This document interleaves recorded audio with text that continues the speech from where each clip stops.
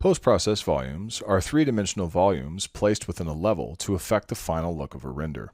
Let's take a look at some of the tools that post-process volumes give us to alter the render's look.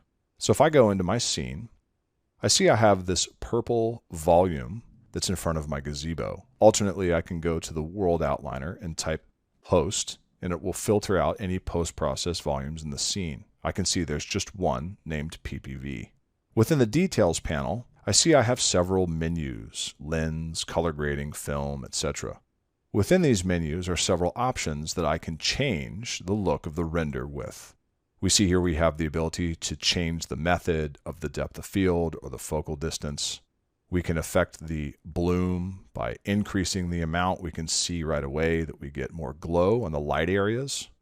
Our exposure gives us the ability to darken or brighten the image however we'd like. Chromatic aberration is going to split the RGB values around the periphery of the image, much like in film.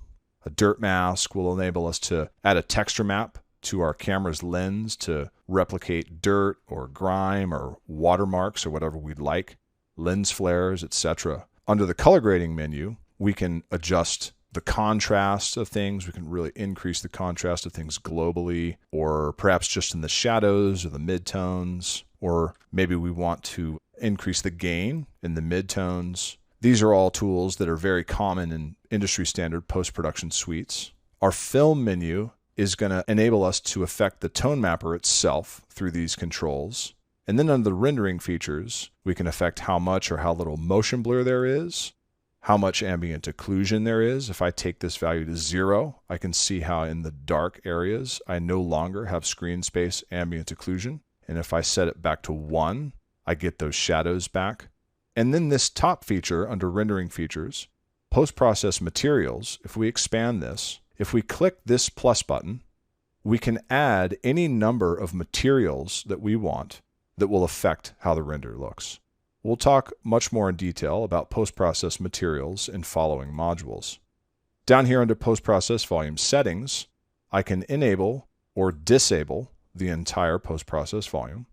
If I turn it on, this option underneath enable, infinite extent unbound, when this is checked, the post-process volume's effects will be rendered on the entire world, no matter how large or small it is within the scene. If I uncheck this, now this post-process volume is only having an effect where the volume exists within 3D space. We now have a basic introduction to post-process volumes and how they affect a level.